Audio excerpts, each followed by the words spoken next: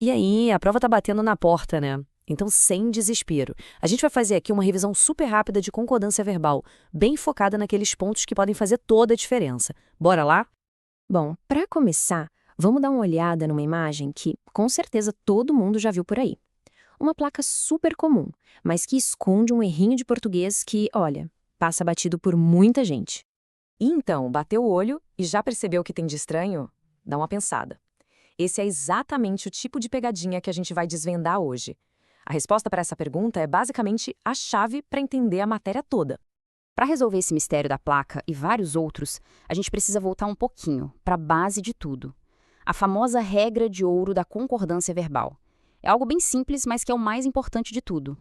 E tá aí ela, a definição. Mas, trocando em miúdos, concordância verbal é basicamente o verbo conversando direitinho com o sujeito da frase. Se o sujeito muda, o verbo tem que ir atrás, sabe? É uma parceria. Um não vive sem o outro.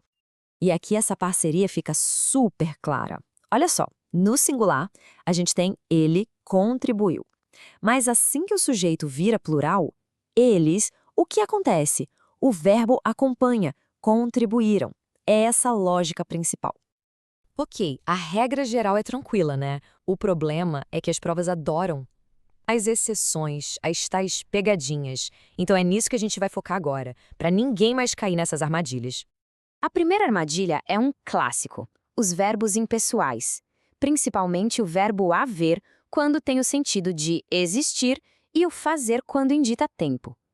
Pensa neles como uns rebeldes, eles não curtem muito ir pro plural. Essa comparação aqui é ouro. É muito, mas muito comum a gente ouvir haviam muitas coisas. Só que o certo é havia. A mesma coisa vale para faz muitos dias e não fazem. A dica é, nesses casos eles ficam sempre ali quietinhos, na terceira pessoa do singular. Agora sim, vamos voltar para nossa placa lá do começo. A grande culpada pela confusão muitas vezes é essa partícula pequenininha, mas poderosa, a partícula si. Ela pode mudar completamente o jogo. Então, o ponto crucial é sempre este. Para acertar a concordância, a gente precisa perguntar para o verbo quem ou o que está sofrendo a ação. Na frase aluga-se salas, a gente pergunta o que é alugado? A resposta, salas. Pronto, achamos o sujeito. A partir daí, a lógica fecha.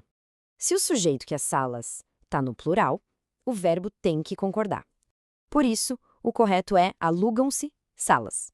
O mesmo raciocínio serve para vendem-se casas e um monte de outros exemplos que a gente vê todo dia. Vamos para o próximo desafio. E quando o sujeito é uma palavra no singular que dá a ideia de um grupo, tipo maioria, grupo, multidão, e logo depois vem uma expressão no plural, como é que o verbo fica nessa história? Essa aqui é aquela dúvida que sempre pinta, né? Porque, vamos combinar, as duas formas soam bem. Mas será que as duas estão certas mesmo?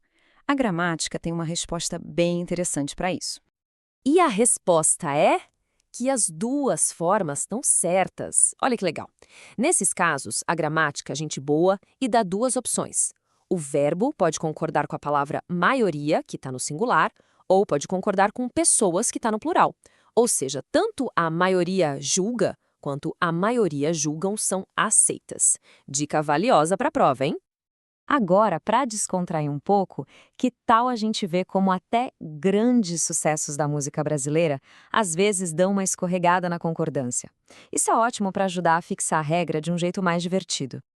Quem nunca cantou essa, né? Na música do Gustavo Lima, a gente ouve "Só esses cabelos pretos me faz bem". Vamos aplicar nossa regra de ouro? Quem é o sujeito do verbo fazer aí? Exato, o sujeito é esses cabelos pretos. Está no plural. Portanto, o verbo também deveria estar me fazem bem. Claro, na música é licença poética, mas na prova o que vale é a forma correta. E agora um clássico do sertanejo, trio Parada Dura. A letra diz: quando seus amores não lhe satisfaz. De novo, a mesma pergunta. Qual é o sujeito do verbo satisfaz? O sujeito é seus amores, no plural. Logo, o verbo precisa concordar. Não lhe satisfazem.